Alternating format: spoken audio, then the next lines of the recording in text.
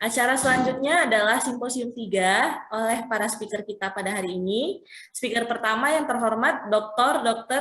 Efrida, spesialis patologi klinik konsultan MKes, yang akan membawakan materi peran pemeriksaan patologi klinik pada penyakit ginjal dan saluran kemih, screening, diagnosis, dan monitoring. Speaker kedua yang terhormat Dr. Anggraini Iriani, spesialis patologi klinik yang akan membawakan materi peran pemeriksaan patologi klinik pada penyakit hati dan saluran empedu, screening, diagnosis, dan monitoring.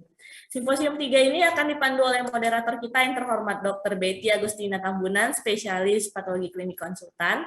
Sebelumnya saya akan membacakan CV singkat dari moderator terlebih dahulu.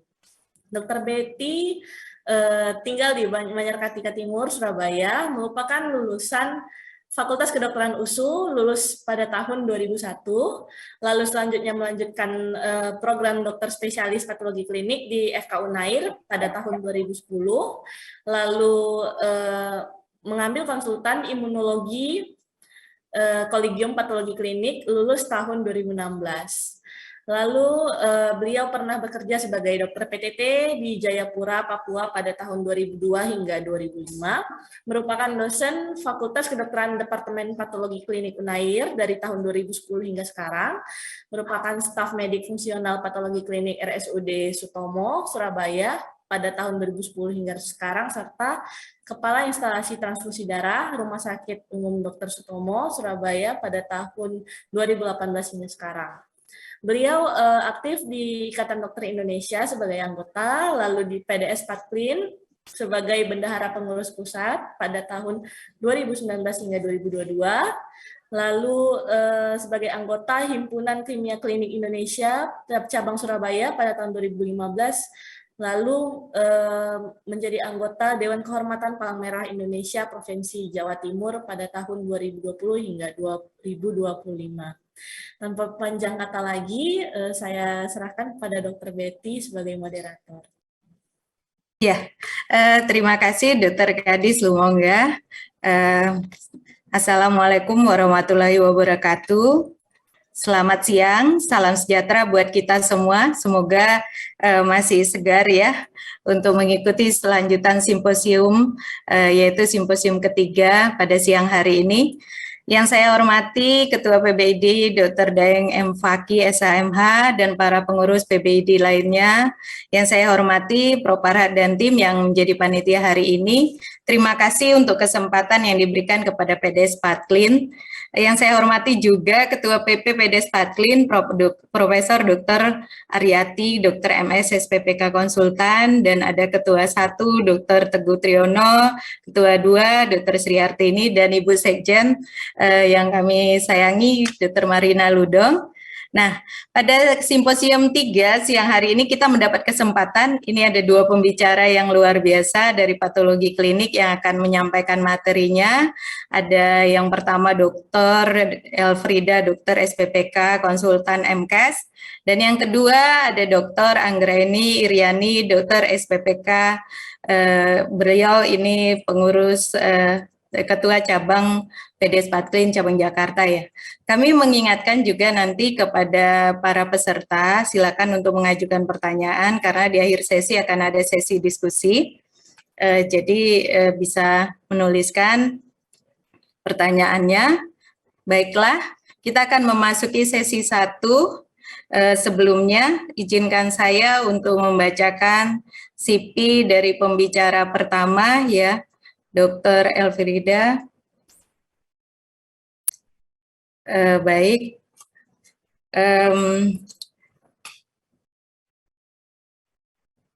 Maaf. Ya. Oke. Ini sebentar, saya terlalu kecil tulisannya, saya bacakan. Dr. Elfrida, beliau lahir di Pekanbaru 2 Oktober 1970. Beliau merupakan dosen tetap bagian patologi klinik dari Kedokteran Laboratorium Fakultas Kedokteran Universitas Andalas, Padang. Beliau ini lulus S1-nya dari FK Universitas Andalas, kemudian S2-nya dari Universitas Pajajaran. dan beliau lulus spesialis patologi klinik dari Universitas Pajajaran juga, dan SP2-nya konsultannya dari Fakultas Kedokteran Universitas Gadjah Mada tahun 2019, dan beliau memperoleh gelar doktornya dari Biomedik Fakultas Kedokteran Universitas Andalas.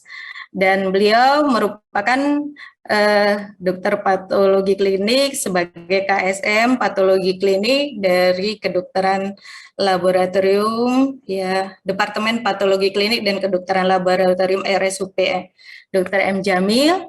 Beliau juga menjabat sebagai SPS, ya, Sekretaris Program Studi Patologi Klinik, spesialis Fakultas Kedokteran Universitas Andalas, dan beliau merupakan Ketua PDS Patlin Cabang Padang.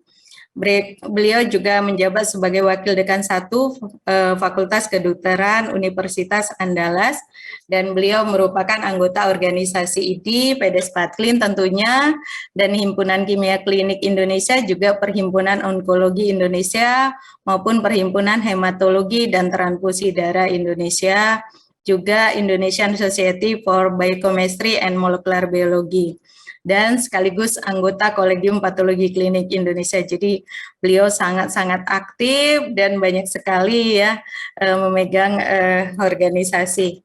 Ya, untuk itu mari kita sambut pembicara pertama, Dr. Efrida. Kami persilakan.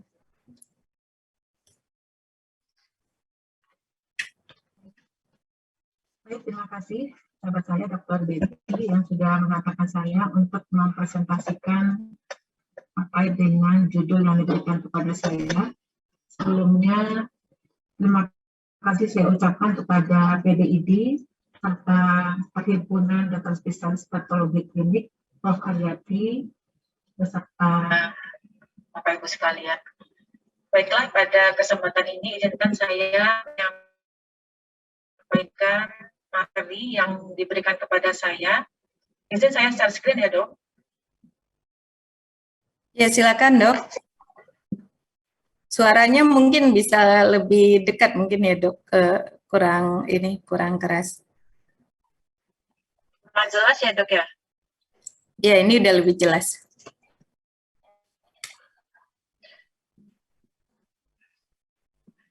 Apakah sudah terlihat, Dok? Ya, sudah, tinggal slideshow, Dok.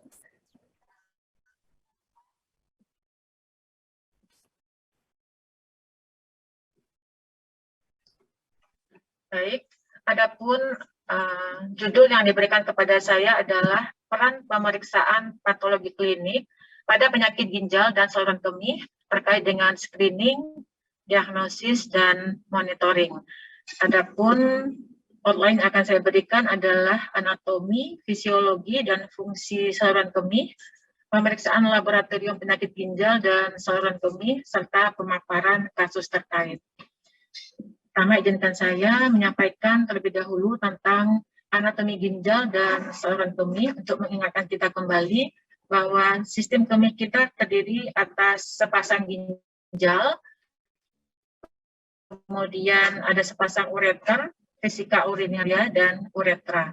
Ginjal ini merupakan sepasang organ yang terletak di retroperitoneal setinggi vertebrae 12 dan 13, kemudian memiliki berat kira-kira 110 sampai 150 gram pada orang dewasa, dengan bentuk seperti kacang, bagian lateralnya yang cembung, tempat keluar arteri, vena, nervus, serta pembuluh limfe. Kemudian kita ketahui bahwa ginjal terdiri atas korteks dan medula. Korteks ini meliputi bagian dari basal piramid sampai ke ruang-ruang antar piramid, sementara medula merupakan bagian yang berbentuk segitiga, disebut dengan piramid, dengan ujungnya yang berbentuk seperti papil yang dilingkupi oleh suatu struktur berbentuk corong yang disebut dengan calyx minor, yang pada akhirnya akan bersatu membentuk calyx mayor, dan calyx mayor akhirnya akan bersatu membentuk pelvis renalis, di mana pelvis renalis ini nanti akan menyempit membentuk struktur berongga yang disebut dengan ureter. Ada sepasang ureter yang berjalan di sisi kiri dan kanan vertebrae, merupakan tempat mengalirkan urin yang sudah dibentuk di ginjal, selanjutnya akan menuju ke vesika urinaria. Ini adalah suatu organ yang berongga dan berotot, merupakan tempat pengumpulan urin. Dan vesika urinaria ini dapat meregang sehingga dapat mengumpulkan urin sampai 800 ml, selanjutnya akan dikeluarkan melalui uretra. Di sini potongan ini bahwa yang disebut dengan parenkim ginjal itu adalah susunan yang terdiri atas korteks dan medula. Ini kita lihat korteks dan medula yang terdiri dari 1 sampai 1,5 juta tubulus yang kita sebut sebagai nefron. Nah, nefron inilah yang merupakan unit fungsional dari ginjal. Kenapa disebut unit fungsional dari ginjal? Karena nefronlah yang berfungsi untuk mengatur volume, komposisi darah, cairan tubuh, serta membentuk urin. Dan masing-masing ginjal kita mengandung kira-kira 1 juta nefron. Kita lihat di sini bahwa nefron itu terdiri atas bagian yang berada di korteks, disebut dengan nefron kortikal dan nefron juxtamedular. Nefron kortikal ini terdiri atas komponen vaskular dan komponen tubular. Untuk komponen vaskularnya terutama terdiri atas glomerulus. Kita lihat di sini glomerulus ini berupa anyaman-anyaman kapiler yang berbentuk bola, di mana di sini terjadi filtrasi darah serta substansi lainnya yang terlarut di dalam darah. Untuk selanjutnya dikumpulkan di kapsul Bowman dan akan mengalir melalui tubulus proximal untuk mengalami proses reabsorpsi. Sementara pada bagian medula ini adalah lobe Henle atau lengkung Henle dengan pars descendent yang bergerak dari korteks ke medula, kemudian pars ascendent yang bergerak dari medula ke korteks. Ini adalah tubulus distal. Selanjutnya bagian akhir adalah ductus polygentes atau collecting tubule untuk mengumpulkan urin sebelum sampai ke ureter. Itu adalah sekilas tentang nefron yang merupakan unit fungsional dari ginjal. Kemudian kita lanjutkan terkait dengan fisiologi ginjal dan saluran kemih. Fisiologi ginjal terutama adalah untuk mempertahankan homeostasis. Dalam hal ini adalah menjaga komposisi dan volume darah atau cairan tubuh. Dan hal ini dikendalikan terutama oleh ginjal melalui fungsi-fungsi. Yang pertama adalah pembentukan urine, kemudian mengatur keseimbangan cairan tubuh. Ini juga berkaitan dengan pembentukan urine, kemudian keseimbangan asam basa. Dalam hal ini, ginjal dan saluran kemih berperan dalam mengatur pH agar berkisar antara 7,35 sampai 7,45 melalui sekresi ion hidrogen, amonium, kemudian pengaturan sekresi maupun absorpsi kation maupun anion. Kemudian fungsi selanjutnya adalah mensekresikan produk-produk akhir metabolisme seperti ureum, kreatinin, dan asam urat. Jika substansi ini meningkat, akan merupakan toksin terhadap tubuh. Kemudian juga menyekresikan beberapa obat, pestisida, toksin, serta bahan eksogen non-nutritif lainnya yang masuk ke dalam tubuh. Dan yang terakhir, ginjal juga menghasilkan beberapa senyawa khusus seperti eritropoietin yang kita ketahui berfungsi untuk pembentukan dan pematangan eritrosit. Kemudian renin di bagian juxtaglomerular yang berfungsi atau berperan dalam mengatur volume cairan ekstraseluler dan tekanan darah melalui sistem renin, angiotensin, aldosteron.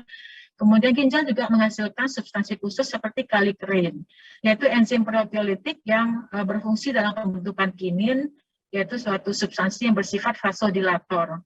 Kemudian juga menghasilkan prostaglandin dan tromboksan. Prostaglandin yang meningkat di ginjal akan meningkatkan ekskresi garam dan air, berfungsi vasodilator dan pelepasan renin. Sementara tromboksan bersifat sebagai vasokonstriksor. Sehingga kita lihat terdapat keseimbangan yang luar biasa di ginjal saluran kemih. Kemudian juga mengubah vitamin D menjadi bentuk aktif dari 25 hidroksi vitamin D menjadi 125 dihidroksi vitamin D. Ini selanjutnya akan berperan untuk metabolisme mineral yaitu kalsium, sebagai fungsi klasik vitamin D, dan juga akan berikatan dengan reseptornya di berbagai sel-sel sistem imun dalam peran vitamin D sebagai imunomodulator.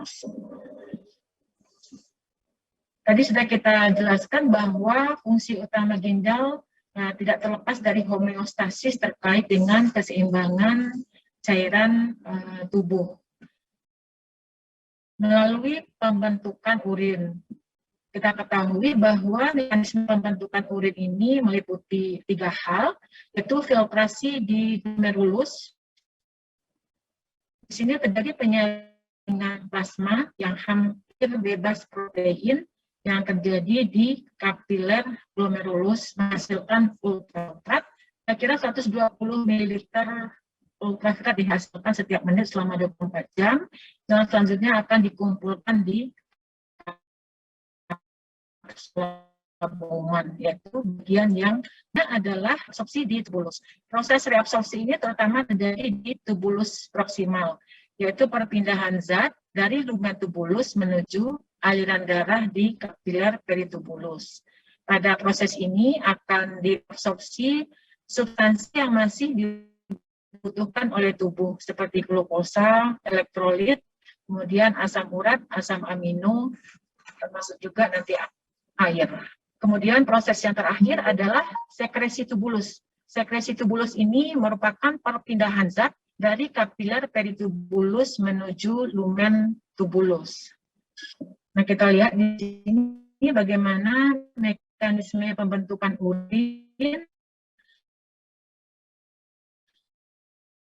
Jadi darah dan substansi yang terlarut di dalamnya masuk ke dalam glomerulus ginjal membentuk arteriol aferen. Di sini dilakukan proses filtrasi menghasilkan ultraviolet, kemudian akan mengalir di sepanjang kapiler peritubulus, di mana di sini akan dilakukan proses reabsorpsi substansi yang masih dipergunakan oleh tubuh, seperti glukosa, asam amino, natrium, dan air. Kemudian akan mengalami sekresi juga di sini, kemudian akan pergi ke tubulus distal. Di tubulus distal juga terjadi sekresi bahan-bahan seperti obat, kemudian kalium dan ion hidrogen yang berperan dalam pengaruh keseimbangan dan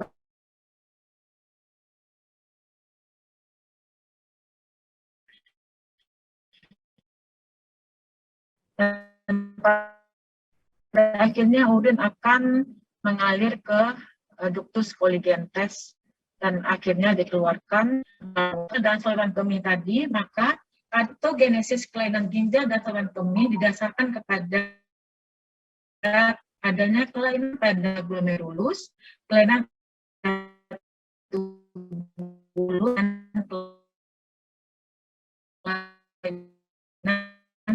pada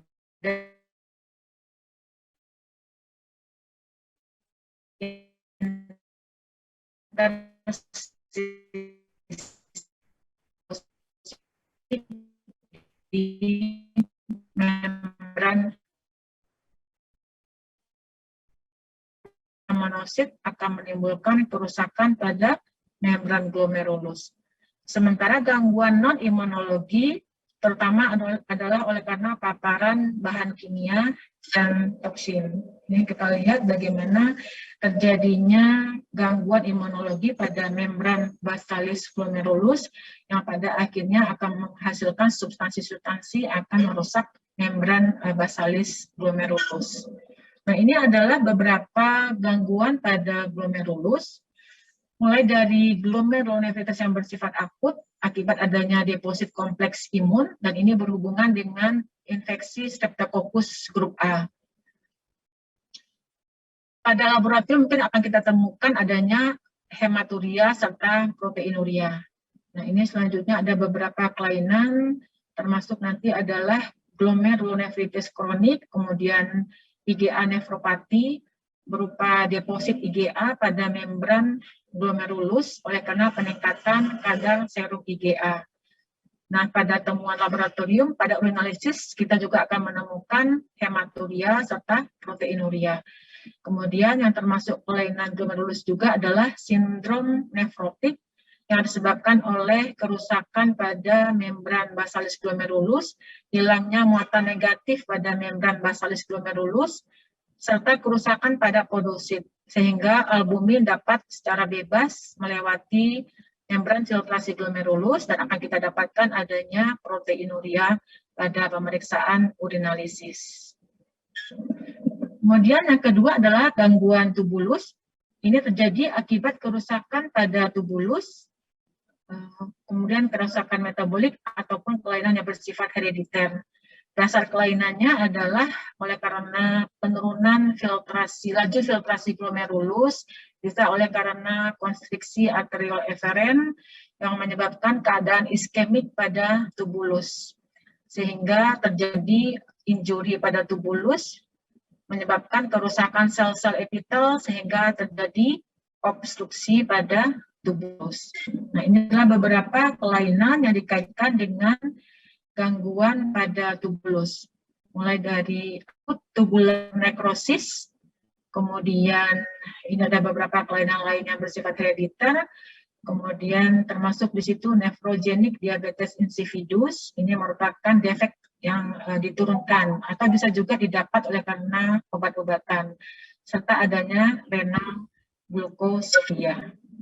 Nah, yang terakhir adalah gangguan interstisial. Gangguan interstisial ini kebanyakan berhubungan dengan kondisi infeksi ataupun inflamasi, yaitu infeksi saluran kemih bagian atas maupun bawah.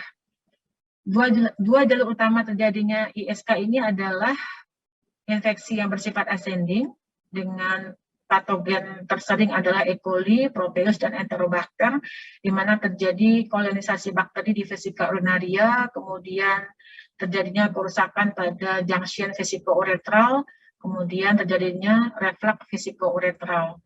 Nah, ini adalah jalur hematogen di mana terjadi bakteremia.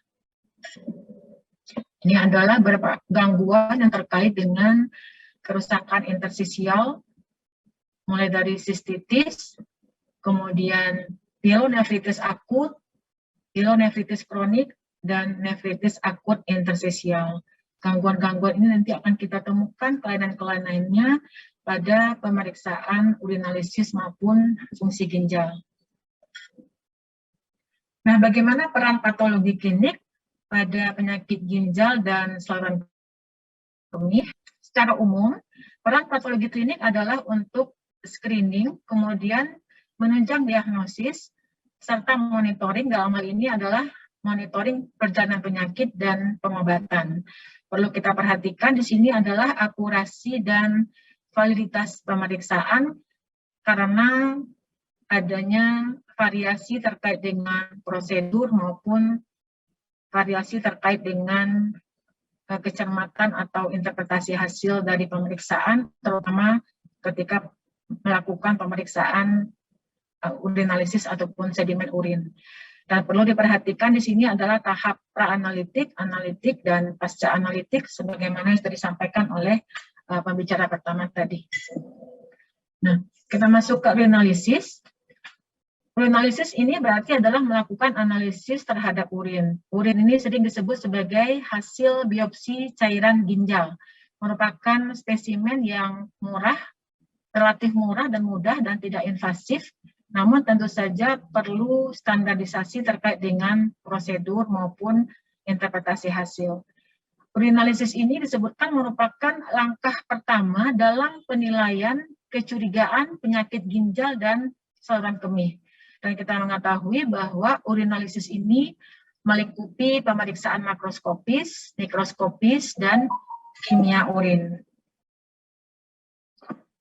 Terkait dengan validitas dan akurasi pemeriksaan, maka NCCLS telah merekomendasikan terkait dengan pemeriksaan urinalisis ini berupa identifikasi sampel, kemudian penggunaan pengawet urin hanya jika diperlukan, karena sebaiknya adalah menggunakan urin segar. Kemudian terkait dengan spesimen acceptability, dilakukan dalam waktu 2 jam semenjak dikemihkan. Kalau bisa, 1 jam semenjak dikemihkan. Dan jika ditunda, maka urin dapat kita simpan di suhu 2-4 derajat Celcius untuk menghambat pertumbuhan bakteri selama 24 sampai 48 jam atau menggunakan pengawet. Pengawet yang umum biasanya adalah timol atau toluen, atau untuk sedimen kita menggunakan formaldehid. Kemudian menghindari kontaminasi terkait dengan wadah penampung, dan juga sebaiknya menghindari paparan dari udara atau cahaya matahari, serta tidak lupa kontrol kualitas untuk menggunakan urin kontrol yang tersedia secara komersil.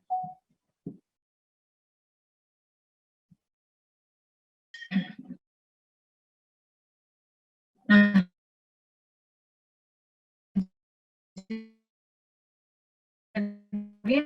meliputi pH, berat jenis, protein, glukosa,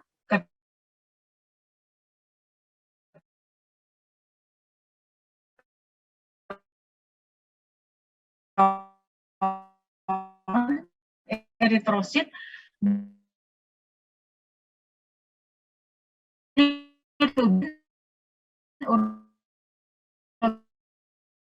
kristal, berbagai macam kristal, bakteri, kemudian jamu serta mikroorganisme lainnya.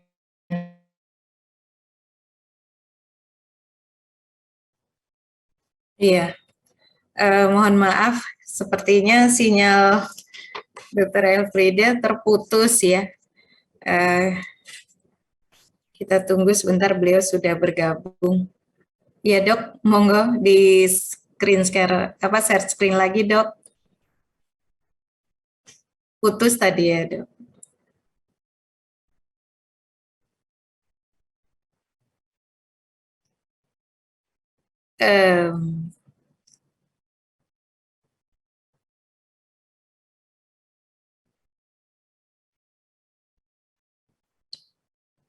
Silakan di screen share, bisa ya dok ya, share screen-nya.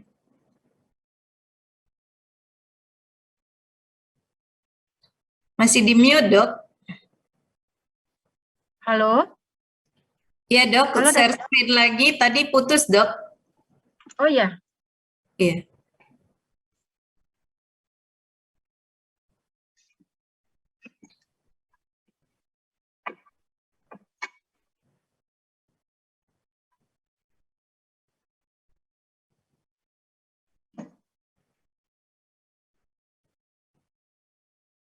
Tadi sampai urinalisis dok untuk sampelnya. Halo? Sudah Ya, terlihat dok? sudah dok. Silakan dok. Tadi mohon maaf sampai di mana ya dok? Iya, sampai sampelnya tadi dok untuk urinalisis. Ini belum dok. Mungkin ini sampai di sini dok. Ini udah ya dok ya? Ya, sudah. Ya, baik. Kita mulai dari warna urin. Jadi untuk makroskopis kita mulai dari warna urin. Seperti kita ketahui, warna urin ini akan bervariasi tergantung dari status hidrasi, kemudian tergantung juga dari obat, makanan, maupun pigmen yang mewarnai urin, yaitu bilirubin dan urokrom. Kita lihat di sini berbagai macam warna urin, mulai dari kuning pucat pada pasien-pasien diabetes insipidus, diabetes mellitus, kemudian kuning gelap, mungkin bisa kita lihat di sini, kemudian bisa berwarna pink jika terdapat eritrosit, berwarna merah sampai kehitaman jika terdapat eritrosit yang lisis seperti mioglobin, hemoglobin. Nah, ini adalah parameter kedua dari makroskopis urin untuk menilai kejernihan urin. Dalam keadaan normal, urin adalah jernih. Kemudian mulai dari kabur, kemudian berawan, keruh, sampai seperti susu. Kita lihat di sini gambaran kejernihan urin. Jika keruh, maka mungkin ada protein urin atau unsur-unsur sedimen seperti leukosit, epitel, atau bakteri. Kita menggambarkan kejernihan urin jika tidak terbaca lagi tulisan atau ketikan koran yang ada di belakang ini, berarti jika tidak terbaca itu berarti keruh.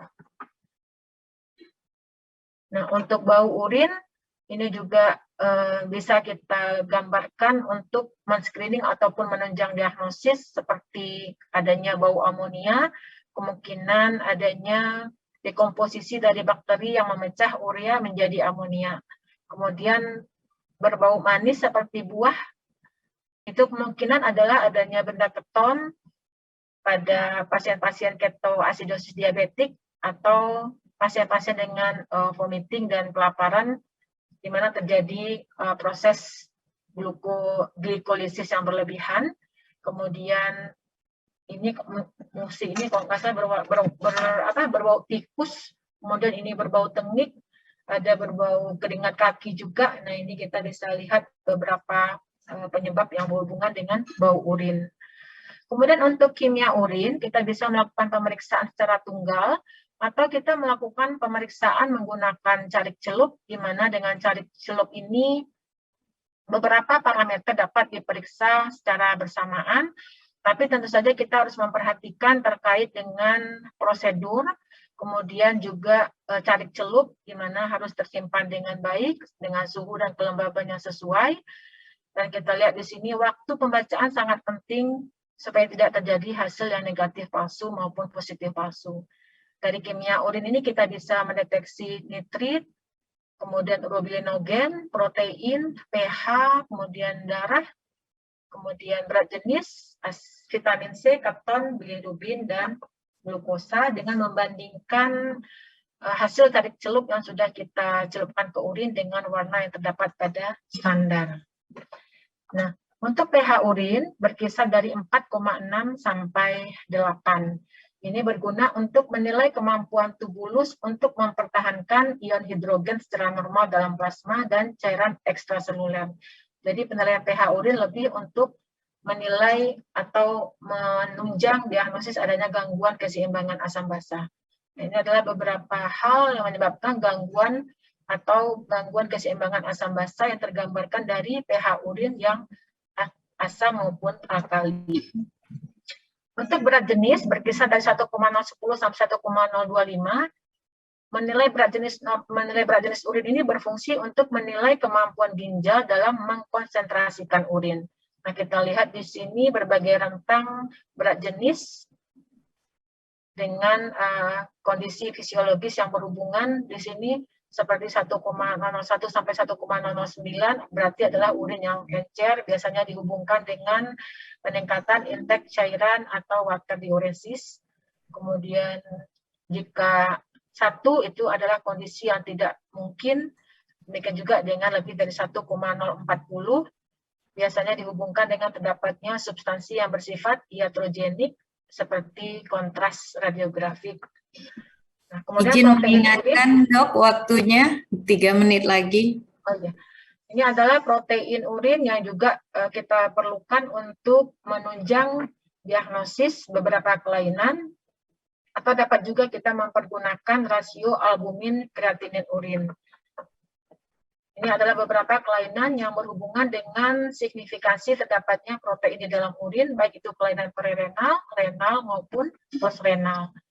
Kemudian glukosa urin, secara normal glukosa akan melewati filtrasi glomerulus dan direabsorpsi kembali di tubulus proksimal.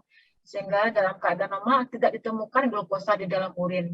Kecuali jika ambang batas ginjal terlampaui untuk glukosa, yaitu sekitar 160 sampai 180 mg per desiliter. Ini adalah beberapa kondisi yang berhubungan dengan ditemukannya glukosa di dalam urin. Kemudian keton tadi merupakan hasil metabolisme karbohidrat atau lemak yang berlebihan, sehingga bisa kita temukan keton di dalam urin. Eritrosit juga bisa kita temukan pada pemeriksaan kimia urin. Kemudian leukosit esterase merupakan substansi yang dihasilkan oleh lektosit, terutama granulosit. Biasanya berhubungan dengan infeksi atau inflamasi. Nah, nitrit juga bisa kita nilai adalah substansi yang dihasilkan oleh bakteri yang dapat mereduksi nitrat menjadi nitrit, biasanya adalah golongan Enterobacter. Untuk mikroskopis, maka kita bisa melakukan penilaian terhadap sedimen urin. Sampel yang kita pergunakan yang paling baik adalah sampel urin pagi hari dalam keadaan segar, dan kita bisa menilai beberapa unsur yang bermakna seperti leukosit, kemudian eritrosit, Eritrosit ada beberapa bentuk, ada yang normal ataupun ada pula yang dysmorphic, menggambarkan kelainan dari glomerulus. Kemudian silinder urin yang terbentuk jika aliran urin lambat atau stasis dengan pH asam serta adanya oliguri. Kita lihat di sini ada berbagai macam silinder yang berhubungan dengan beberapa kondisi khusus pada kelainan saluran kemih. Kemudian kristal juga bisa kita temukan pada pemeriksaan sedimen terbentuk dari presipitasi garam di urin, tapi tentu saja dipengaruhi oleh berbagai faktor seperti pH, temperatur, dan konsentrasi urin. Ini adalah beberapa kristal yang bisa kita temukan di urin, asam urat, kemudian kalsium oksalat, triple fosfat. Sering kita ketemukan pada pasien-pasien yang juga mengalami urolitiasis. Kemudian bakteri normal tentu saja tidak kita temukan di dalam urin. Jika ditemukan, kemungkinan ada infeksi saluran kemih atau kemungkinan kontaminan. Kemudian jamur dapat menandakan adanya infeksi jamur atau kontaminasi di urin. Kemudian untuk pemeriksaan faal ginjal, ada beberapa parameter juga yang kita bisa periksa seperti urium, kemudian kreatinin di urin, kemudian clearance kreatinin untuk menilai faal ginjal, kemudian estimasi laju filtrasi glomerulus sebagai penanda untuk gradasi gagal ginjal. Kemudian sistatin C juga kita bisa periksa di urin. Kemudian penggunaan penanda-penanda tadi dapat sebagai penunjang diagnosis maupun monitoring untuk gagal ginjal, baik gagal ginjal akut maupun gagal ginjal kronis. Nah, ini adalah beberapa hal yang terkait dengan Waktunya habis, Dok. sudah ditemukan. Baik, Dr. Betty, mungkin ini sedikit kasus saja, mungkin bisa sedikit ya Dr. Betty ya. Ini laki-laki 1 menit ya, Dok. tahun dengan bekak di seluruh badan, kemudian BAK-nya sedikit dan agak keruh. Adanya edema menyeluruh pada tubuh. Kita temukan di sini dislipidemia dan hipoalbuminemia, kemudian pada pemeriksaan urinnya keruh, kemungkinan adanya proteinuria atau unsur-unsur lain, ada proteinuria dan adanya hematuria. Dan adanya ureum anasarka dengan proteinuria pada pemeriksaan urin, serta adanya eritrosit di urin dan silinder hialin, maka ditegakkan diagnosis kerja sindrom nefrotik. Tentu saja kita perlu melakukan monitoring terkait dengan urinalisis pasien ini. Mungkin adalah satu contoh kasus saja mengingat waktu. Mohon maaf sebelumnya, Dr. Betty. Terima kasih. Assalamualaikum warahmatullahi wabarakatuh.